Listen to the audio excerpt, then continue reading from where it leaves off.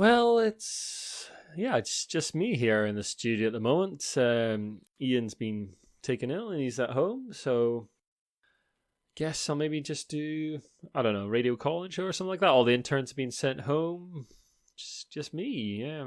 Just me living in Brainwaves HQ all by myself. No one else here at all, unfortunately. So call in and Iain. Phew. How you doing? Right, I'm all good. I'm set up. So episode 27, we're going with the name Colossal Cash. Is that what we're going with? Sam. Yeah. This is like episode 45. Episode 27. It's episode 27. I know what I'm doing. It's episode 45, and we've done 54 casts in total. So you've been gone for a year. I don't think so. Yeah, seriously. I mean, look, mate. I've redecorated everything. Doesn't it look different? No, it's like March. What is it? March 2019. It's like the best time to be alive. I've got news for you, mate. It's March 2020, and things are weird. Things are really all right there. Oh, my goodness, it's good to be back. Right, episode, 41? 40, no, it was 42. 43? 27, Jamie, episode 27. Whoa. Hey, Sam. Hey, how's it going, bud? No. What on earth is going on? Jamie, were you sleeping under the desk? Yeah. See, When did you get back? In some ways, I never left, Iain. I left on my spiritual journey to find myself as a gamer, but that got called off early because apparently I'm not allowed to sail around Jamaica on a pirate ship, Jamie left?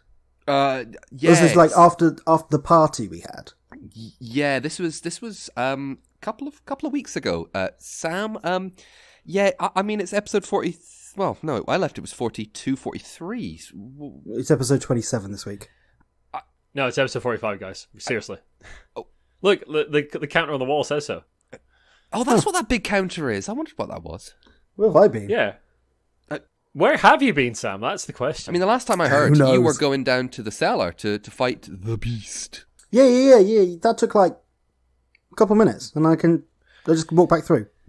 I think you mean it took a year, and now you're back. Yeah, I highly doubt that. Time dilation in the beast realm, it's very common, apparently. I learned that when I was out in the wild, in the wilderness. Strange. Well, since we've got the original team back together, shall we introduce ourselves from the top? Yeah, let's do that. Sure. My name's Sam Max, and I'm looking forward to episode 27. My name's Jamie Adams, and I've not found myself, but I'm here. And I'm Iain McAllister, and I'm extremely confused. And this is episode 45 of Brainwaves, bringing you the best in tabletop gaming news. Not episode 27, Sam. It's definitely episode 45. Pretty sure I know what I'm talking about. And this is the headline for the week of 30th of March, 2020. Coronavirus impacts the board game world. Because what else did you think we were going to talk about? Cool, we're starting off light, aren't we? Yeah, I am afraid so. So, Sam, you've come back to a world of strangeness. I've just come from a world of strangeness. So look, here's a paper. Catch up while I tell the listeners at home what's been going on. Will do. So, yes, everyone, coronavirus has changed the world as we know it. We at Brainwaves obviously urge all our listeners to obey the advice of health professionals worldwide and to practice the social distancing and self-isolation protocols as required by your local governments. The impact on the tabletop world has been massive. UK Games Expo in the UK has moved to August the 21st to 23rd. Honestly, we're not entirely sure that's going to happen in the current circumstances. Tabletop Scotland, our sort of big local con, has now moved to the 10th and 11th of October as a consequence, and that move was coordinated with the organisers of Games Expo, who have been very supportive of Tabletop Scotland since the start. Meetups, large and small, around the world have been cancelled. Myself and Iain did not go to Aircon, and our little local meetup we've done in Glasgow obviously had to get cancelled as well. And we've all been playing some board games online, but we'll get to more of that later. Other things that have been going on, Asmodee USA is not releasing any new titles over April. We haven't heard about any changes here as yet, but I would imagine there's something similar will come in the UK and Europe. Alliance Game Distributors, which is one of the main distributors in the US, is closing its doors. The Tokyo Game Market, scheduled on April the 25th and 26th, has been cancelled. Wizards of the Coast is allowing retailers to sell pre-release packs for their next expansion, Ikora Lair of the Behemoths. good name by the way, folks, and allow people to register for the events so that shops can get further products down the line, because shops are quite reliant on sort of maintaining a player base to get the Wizards product. Wizards have also suspended the Wizards Play Network. The BPN, Premier, and Qualifier events and Players Tour events have also been moved. And in related news, in a story from February on the BBC, Brighton A&E staff have been using board games to help them learn how to cope with the stress of an overcrowded department. And we'll link to all this stuff in the show notes. Obviously, the three of us have been impacted by the coronavirus outbreak as well. What have you been up to, guys? How has the current circumstances affected you? Well, not Sam at all, because he's only just back. He doesn't know anything that's been going on. Oh, I'm all read up. I'm all read up on it now. Oh, you're a fast reader. Yeah. Don't like to brag. I believe it's what they call a humble brag, Sam. Your speed reading is off the charts. Yeah. I'll start very quickly. You know, my time away was sadly cut short, and the tour I was on has been brought to a close. My other work has kind of cut down to a skeleton service, so I'm unsure right now when I'm next going to work, because both my things involve working in schools, and as such they're all closed and they don't want strangers showing up. So I'm at a bit of a loose end right now. And for yourself, Sam, what's been going on with your work? Well, a lot of my work involves getting out to events and stuff, and events don't exist. We support people with a learning disability socially, and everyone's housebound at the moment, so we're just trying to connect people online and things like that, but it's quite tricky, telling everyone what's going on, how to get involved, and yeah, it's just a crazy, crazy time. Yeah, absolutely. Like, my work is basically a bicycle shop in Edinburgh. At the moment, bike shops are defined as an essential service. So we are remaining open for the meantime. And it's been extremely busy, along with panic buying toilet paper and essential goods from supermarkets. People are also panic buying and repairing bicycles, apparently. Which makes sense, because it is an almost entirely self-sufficient means of transport. And if you want to get it now. Yeah, so it's been good for us in a way, but quite a stressful time, because obviously we don't know what support we're getting from the government, and like the rules are a little unclear as to whether we should be open at all, and the actual message from our leaders has not been the best, it has to be said. Anyway, pivoting back to board games slightly in this crisis. Sorry, yeah, this is not the political podcast, this is the board game podcast. Sorry. Seems I came back through the wrong portal. Sorry, yeah, See you later. You're in the wrong place, mate. Yeah, obviously. I was wondering why you're wearing a suit. Oh, that's just the way Sam dresses up for every podcast and every meeting he goes out to. No, the world, obviously, board gaming industry has been hit quite severely, because obviously it's generally regarded as quite a social industry, where you're supposed to sit about a foot away from somebody, and that's currently not really the best thing to do. So instead, there has been quite a big uptake initially, at first anyway, on buying some board games from shops like Static Games in Glasgow. Seem to be doing quite well before they announced that they were closing. The week previous to. For those not in the UK, we're currently on a shutdown. Pretty much, basically, sort of non-essential, non-key worker staff are all basically in houses. By the time this goes out, you probably will be too. Yeah, but there has been an interesting uptake, just seeing on social media, of friends, family, and people I don't know using apps like Zoom to do maybe Trivial Pursuit or quizzes, or playing games online. And like Iain has been saying, it's seen an uptake in programs like Tabletop Simulator or Tabletopia, of people playing games on that. Yeah, the ingenuity and community spirit of the board game community still exists online on Twitter and Facebook and Instagram, and it's been really heartwarming to see people sort of giving away games or trying out things or helping people out, sort of just providing some entertainment in these tough times. And yeah, later on in the cast we'll have a good chat about what we've been doing online, and sort of hopefully give you some ideas as to what you can do. But for now, let's pivot over to some news.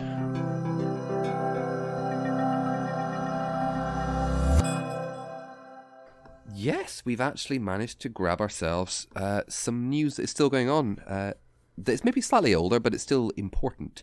And that is the news that Plaid Hat Games, previous publishers of games such as Mice and Mystics, Dead of Winter, and Gen 7, have announced that they are going to be splitting from their parent company Asmodee. Plaid Hat Games was acquired by Asmodee in 2015, when Asmodee acquired Z-Man Games. Z-Man Games most commonly known for a little-known game that has no relevance to today called Pandemic. On the 19th of February, so we're going back in time a wee bit, Colby Douch, the former head of the company, and Asmodee reached an agreement where Douch reacquired the rights to the Plaid Hat brand and related publications. Now, that doesn't include all the publications of his games. Now, Asmodee are retaining the rights to games like Dead of Winter, Mice and Mystics, Raxon, Stuffed Fables, Battlelands, and Aftermath. Yeah, now Dead of Winter will be published, and Raxon will be published by Fantasy Flight there, and Mice and Mystics, Stuffed Fables, Aftermath, and Battlelands will be published under the Z-Man Games arm of it. Colby Douch commented, "These past years within the Asmodee Group have been amazing, and I'm excited to continue to lead Plaid Hat Games into the future. I am thankful to the many kind and creative people I've had the opportunity to work with at Asmodee, and look forward to continuing our relationships with Asmodee's distribution units throughout the world." Now, the head of publishing at Asmodee North America, Steve Horvath, has also commented, "I'm thrilled this opportunity has worked out for Colby, and I'm excited to see what they do next. We'll remain at their side as a strong, long-term partner for distribution." That's a lot of games that Asmodee are retaining. So, yeah, it is a lot of games. Titles. But, and it is interesting seeing, for several years, we've mentioned it quite a lot as well, that Asmodee has been acquiring publishers and studios left, right, and centre, and now it seems that some are beginning to go, actually, we want to go back and do our own thing. And Asmodee's gone, cool, we're just going to take the ones that make the most money. Oh well. Yeah. They've also done, when they've been acquiring stuff, it seems like they've done a lot of shuffling about of properties and people and all sorts of stuff. Heads of studios moving to different kind of positions, and yeah. So to be honest, in a sense, it kind of seems no wonder. We spoke about this a year ago, more than a year ago, about kind of that bubble of Asmodee and when does it actually get too much. And there's been a lot of European distribution issues and stuff. So maybe that's all part of it as well. Sam, how about you take a shot on an article? You haven't done one for a year or so. Or, 10 minutes depending on how you look at it. Listen and learn, guys. Listen and learn. This is how you do. Oh, I'm all ears. This is how you do a headline. Here we go. Popular board game subscription site Boardgame Crate recently announced that... Oh, no. I am keeping that in. I'm not a horrible person. Ask Iain. Do you want to know why? Why? It's Ian's grammar. Oh. Ian's grammar in the Google Doc. Oh, well. It's all right. I can't talk. It tripped me up. It's all right. I can't talk. If you listen to the standard audio release, I took several tries to do one comment. Quote. Yes, one quote. I'm going to say about 4 or 5 times because I didn't read it before I said it. That's my fault. Let's go again. Go on, Sam. Here we go. We're professionals. I am. Meant to be. Don't tell anyone. Popular board... Oh. Sorry, Sam.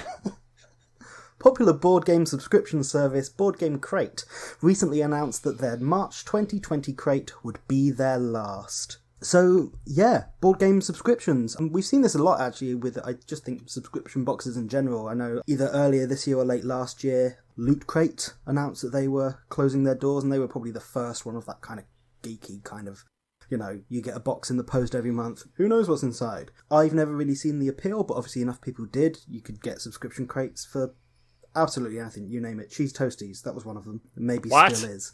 Why did no one ever tell me about subscription cheese toasties? Oh, Iain, you need to pivot to the cheese toasty angle, mate. Look for the cheese toasty subscription box. After this, after you've recorded this, go and have a little look. Eat cheese toasties live on air and comment on them. No, because this is not, it's not the politics podcast. It's not the cheese toasty live tasting podcast.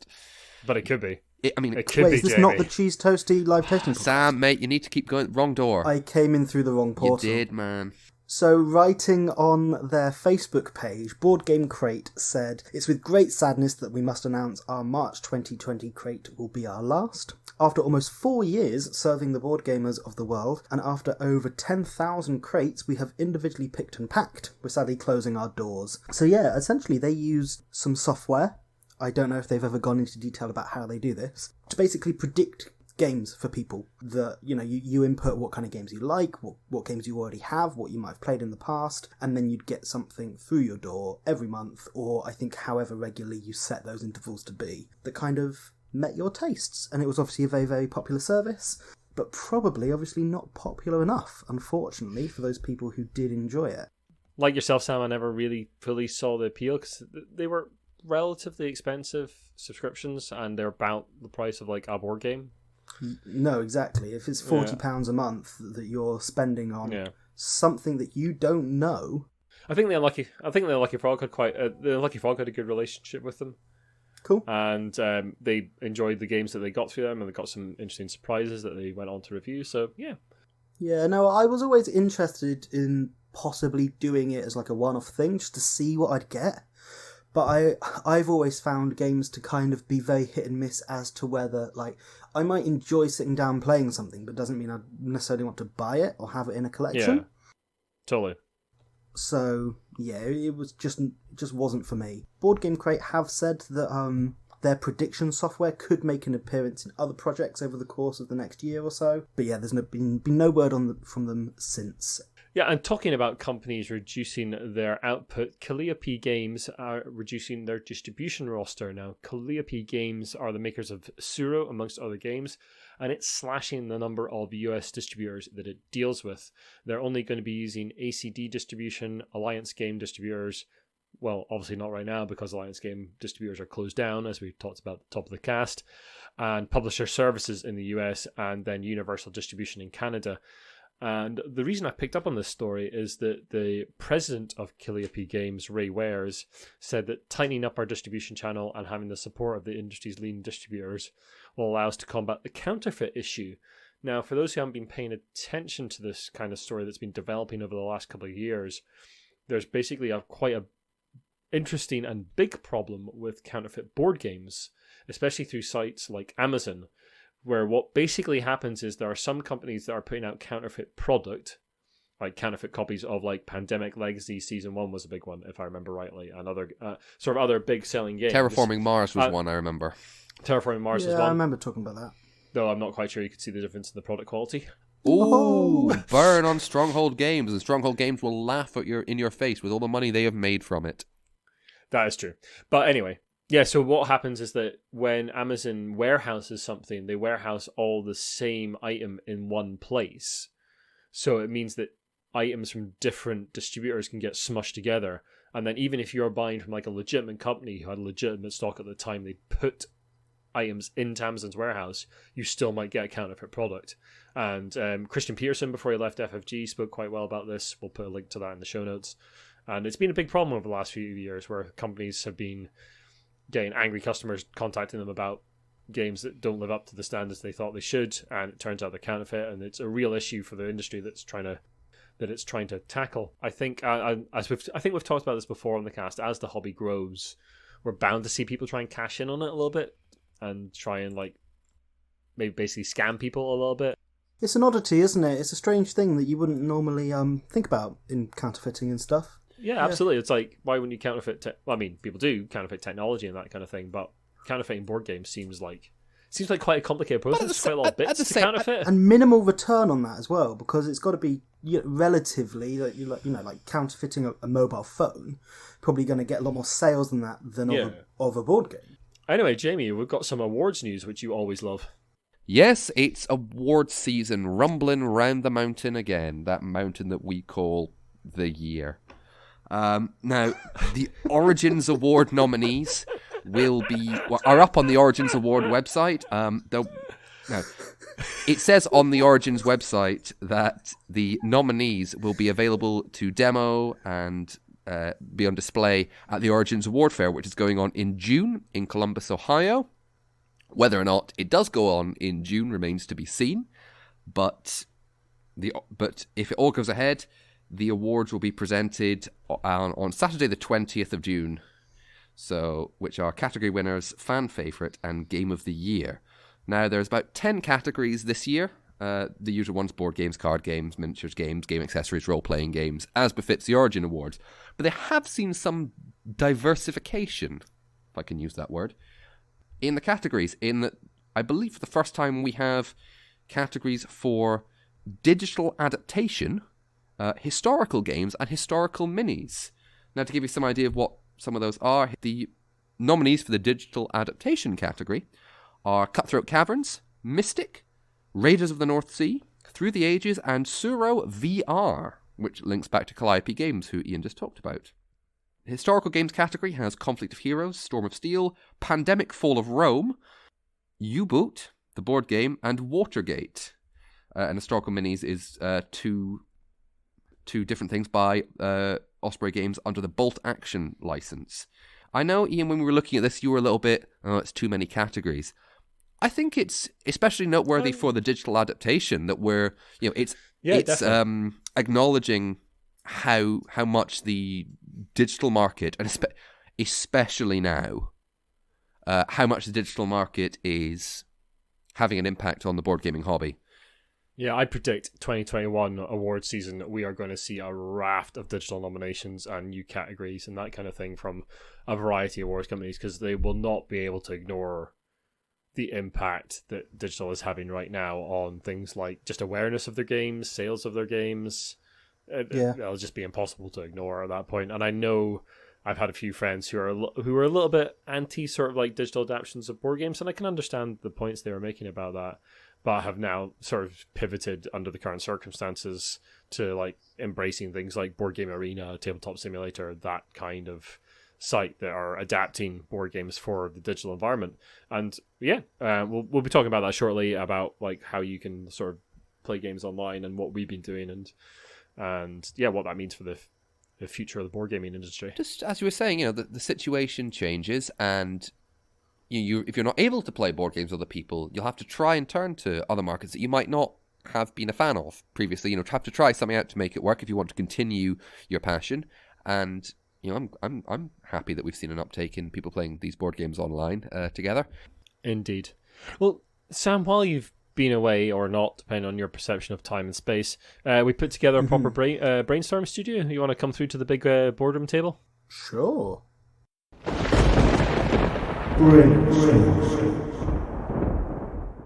Oh, yeah, it's good, isn't it? Yeah, it's very nice. Like everything's so clean, yes. Money. This room is just screams of investment. Well, we've got to put those literal pounds in the Patreon somewhere. This is good. Yeah. This is really good, guys. Well, have a nice comfy seat and let me explain to you what we're going to be doing today. So, folks, our hobby is obviously one that relies on social interaction, sitting around the table, chucking dice, moving minis, dealing cards, and most importantly, talking to our opponents or compatriots, depending on the sort of games we're playing. And in these times of social distancing and self-isolation, we'd like to chat about how we can continue, all of us, to sort of promote the hobby, keep people playing, and even continue to bring new people into the fold. We have been already doing a little bit of streaming. I set up some streaming on Twitch about a year ago, never really did anything with it. And myself, Iain, and Jamie have been playing a little bit of Tabletop Simulator and streaming that to people. So we've played some Spirit Island on there and a couple of prototypes from people, which has been really good. I don't know if you've been up to anything yourself, Sam, while you've been drifting through time and space. Nothing online, but some solo gaming. Oh, right, yeah. In these times of isolation. Yeah. If you completely isolating yourself from anyone else, and, maybe your internet's not great in this time. Maybe people are hogging up the bandwidth. Yeah. And all of that stuff. And playing against people online is just not the best situation. Solo games can always be a really good alternative to that. Yeah, there's been a big push for solo modes, and especially in like Kickstarter versions of games and that kind of thing over the last couple of years. Have you got any particular recommendations yourself?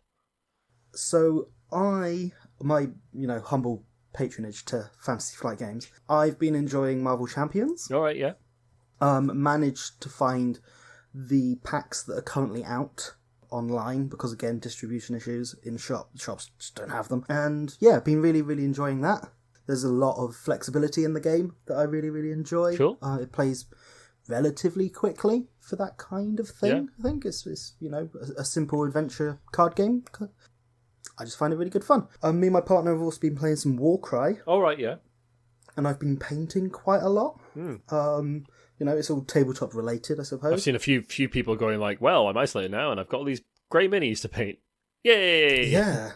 I bought a Tree Lord, so I'm currently working my way through painting nice. that as my isolation Well, I got to say, project. I'm very similar to you.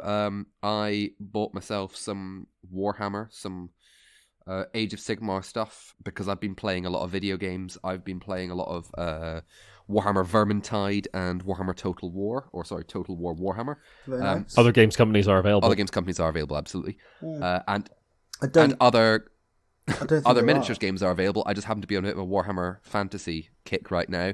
And I bought Fair some halberdiers and some handgunners. I also bought some Space Marines. So I'm going to paint them up. Space Marines, of course. I'm going to paint them up. Give me something to do. Stop me going a little bit crazy. And I found a box with a metric buttload of old high elves that I used to have, or I still have. I used to play with. So I'm going to try and get them out and give them a wee lick of paint, see how that goes. Outside of miniature stuff, really not been doing a great deal. I have a number of 2-player games that I want to play with my partner. It's just, this is going to sound weird, but I know that I believe I saw Matt Thrower, who's one of the lead writers on There Will Be Games, saying, is anyone having a bit of a lack of enthusiasm over board gaming right now? And in many ways, I'm kind of like that. It's like, I'm in. I've got to be in for a wee while. I want to play some board games. But do I really want to play some board games right now? Yeah. I mean, it's sometimes hard to concentrate on them with everything that's going on in your head, and I can totally understand that. In a way, I'm also quite glad. I've been playing, as Iain said before, I've been playing with Iain and Iain on Tabletop Simulator. We played some Spirit Island, which I'd never played before, which was interesting. And we played a prototype of a game called Number Station the other day, which is on Twitch, and I thoroughly enjoyed that. So maybe it's just I need to get myself going, and I will actually enjoy it. It's just finding my motivation. I found something else that we've been looking into, me and some friends. This is now the age of video calling, and it seems like it's more important than ever to actually have conversations with other people, and maybe that's something we didn't do in the before times. And long ago. We definitely are now. Getting together over Skype or whatever your preferred video calling software is, doing some RPGs. Mm-hmm. Yeah, absolutely. Have you been using Roll20 or anything like that? Or I'm looking into using Roll20, so I'm about to, on Friday night, I'm going to run our first session of Tales from the Loop. Nice. Ooh, cool. With 2 people I live with. This thing, 2 people I live with and 2 people elsewhere. Ooh. So it's just finding the right kind of setup for that. Like, do we go completely online so everyone can see everything? Do we have some physical dice, some online? I don't know. Personally recommend going full virtual, I think, in that situation. I think that's probably the easiest solution, as long as everyone's got a computer. And Roll20 is pretty good. So Roll20 varies a little bit, much like Tabletop Simulator does. So if you're not familiar with Tabletop Simulator, it is a PC computer program where people can make different mods for different board games. And it's the one that Jamie, Iain, and I have been using mostly to play board games online at the moment. And Roll20... It's pretty much the only thing I've ever used in that, other than official There apps. are others I'll talk about in a second. But Roll20 is basically the role-playing game equivalent of that. And much like Tabletop Simulator, there are mods to handle different role-playing games. So there's like Dungeons & Dragons mods, for instance. There's a really good Blades in the Dark mod, which is absolutely fantastic. It does all some of the rolling and calculations for you. But yeah, if you look into it, there might be, Fialagan might have some stuff on there. For Tales from the Loop and that kind of thing. Funny you were saying Blades in the Dark, because I believe, Sam, I think you might be involved in this. I think you might be starting a game of Blades in the Dark very, very shortly online. Very possibly. Oh, I love Blades in the Dark. And you've never mentioned it before, Iain. It's just a sort of casual interest. And But yeah, there is some really good character sheets on there that'll do some of the rolling and that kind of thing for you, and they're very nicely animated. And this Sunday, I'm going to be playing some Aegon online, or Agon, however you pronounce that, which is a game of Greek heroes and tragedy, and really, really good fun. We've done it. We did our first session, which the Smart Party put out. I'll put a link to that in the show notes. And yeah, we're going to be doing another one this week, where we're hopefully going to record some slightly better audio, so everyone can sort of listen into the continued adventures of our heroes who are both competent and incompetent all at the same time. But that's all role-playing parties. Competent and incompetent. But yeah, we do encourage people to sort of get online and interact with people on sort of Twitter or Facebook, whatever your social media platform of choice is. There's a lot of stuff going on out there right now. We ourselves have put together a post on the website gathering all the stuff that we've come across so far that is free to do, that is cheap, companies giving away stuff, or even paid to do.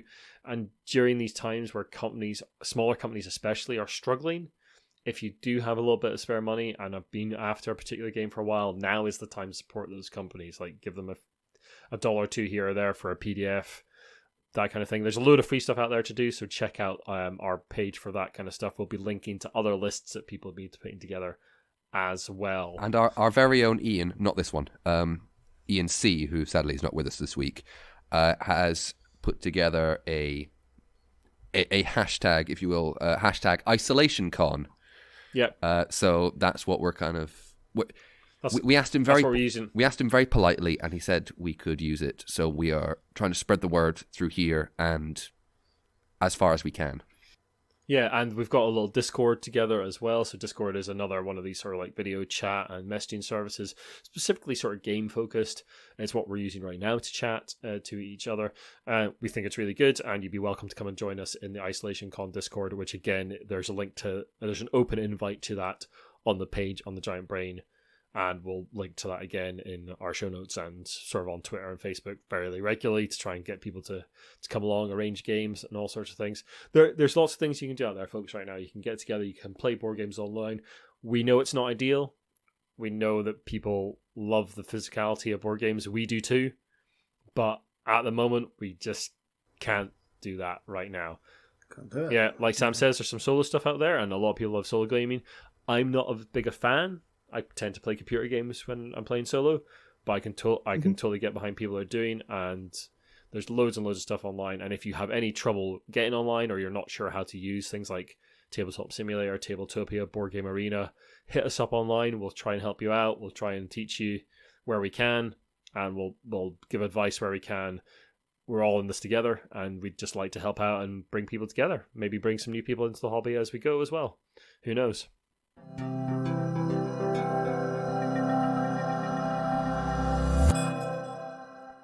Sam, it's been a while since you've been on the cast, so how about getting back into things with the swing of them? I actually, like, in my satchel bag that I took through the portal with me, when I came back through, there was something in it, and I thought I might just give it to you. What have you got? Get it out. Whoa. It's pretty dusty. I think it's from an ancient time. Air Monopoly. What? Monopoly news? Oh, man. No, fair enough, Sam. Fair enough, but... Fair enough. I'm confused. Is this a Monopoly news from the future or the past? I don't know Both? where I was. Or when, apparently. But I'm glad I finally found the right podcast, the Monopoly podcast. Yes. Air Monopoly, like, the folks from the Lucky Sparrow love that. They live in Air. I'm sure they mentioned something about that about to happen. Oh, they recently. were from Air, yeah. So this is from the future, right? Or your past? I'm confused. Who knows anymore? But hey, so there's a Facebook page as well where polls are being taken about what should go where on the board. Where being taken? Pardon? Where being taken or are being taken? Iain, you need to... There's no point talking about the past or present participle never tense, okay? Let's just let him get on with it, okay? I'll just drink my wine and be quiet. Good man. Well, if you are an Air local, it sounds like something that's right up your street. Hey? Oh... That was good. Did I say we missed you? I can go back through. I think it's still there. It might be best for everyone involved. Well, look, folks, we'd just like to, before we close out the show, we'd like to give a little shout out to our newest patron, Oliver Kine. I hope I pronounced your name correctly there, Oliver. Oliver runs the Tabletop Games blog. We'll obviously put a link to that in the notes, and a Board Game Inquisition podcast. He puts out a lot of great articles and also writes for There Will Be Games, where you can find some of my work as well. Obviously, our executive producer is Lucky Sparrow Gaming Cafe. We hope they are okay in these difficult times, and if you're a local to Lucky Sparrow Gaming Cafe, then do try and help them out. Go to their Facebook page. They're probably putting out ways to help them through these times just now. Well, Sam, if you want to, we've got a bunk bed or two upstairs. I'm sure you can hang around if you want to. Well, seeing as I'm not actually, if I'm in the Brainwaves house now, then it seems like I'm not allowed to leave for a while. Basically. Whether it be by the front door or interdimensional portal. Don't want to risk it, do you? You just don't want to risk it. Oh, I'd forgotten that. Oh, we're all stuck together now, aren't we? Yeah, 2 meters apart as is mandated. Back to the desk. No, not Bagsy RPG corner. Bagsy RPG corner. There's always one. Anyway, folks, thanks very much for listening. If you like what you've listened to, then the best way to help us out is, of course, to share the podcast and drop us a review and rating on iTunes. You can also follow us on the usual social media channels: Twitter at The Giant Brain, Instagram, we're Giant Brain UK. Our Facebook is The Giant Brain, and our website, giantbrain.co.uk. And you can email us with any comments or suggestions for the show at giantbrainuk@gmail.com. We hope you... And you can join the Discord. Yeah, you can join Isolation Con Discord. Just look it up on the Facebook, our website, with the Isolation Con list, which will be at the top of the page for the foreseeable future. That's got all the links to sort of free, paid, and otherwise stuff you can do and join in on remotely. And like I say, if you have any questions about getting into that, any of that stuff, just hit us up on any social media channel where you can find us. Join the Discord, ask questions, and we will be absolutely delighted to help you out. Stay safe out there, folks, and we look forward to speaking to you next time. Bye-bye. Look after yourself. See you around. Awesome. That was possibly the most in sync we've ever been. Sounded good, didn't it? It did. Right. We're so in sync we could be a boy band from the 90s. Ooh, very good one. I'm here all week. Let me put that in at the end of the cast.